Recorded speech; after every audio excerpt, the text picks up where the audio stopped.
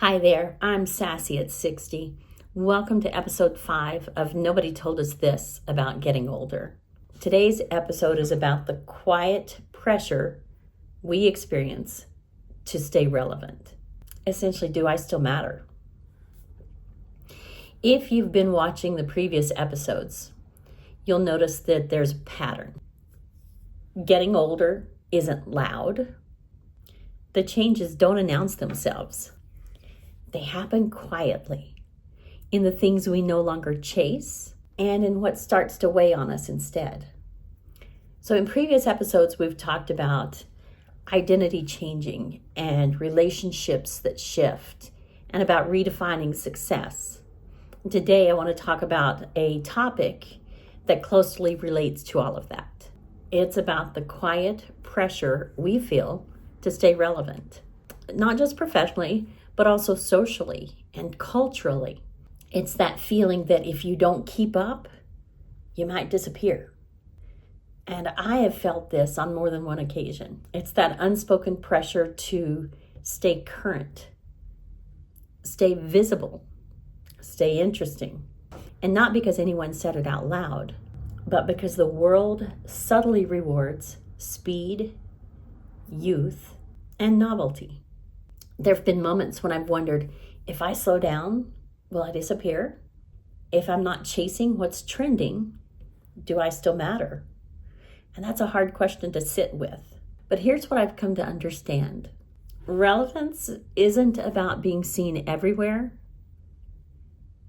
It's about being meaningful somewhere.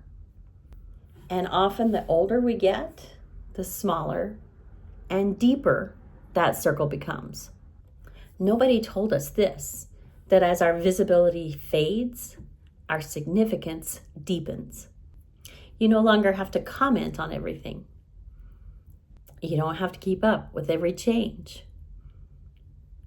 Who is J-Lo currently married to? You don't need to prove that you still have it.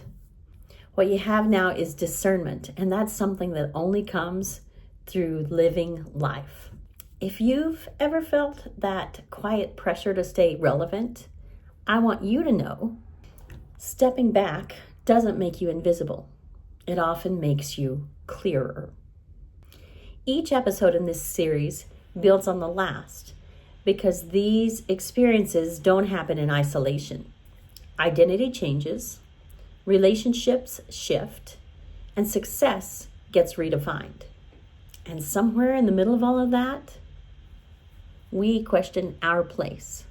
If this is the first video you're watching in the series, I recommend you go back and start at episode 1.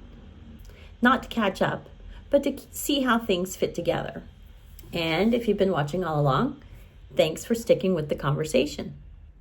In the next episode, I want to talk about something that many of us feel, but few will admit.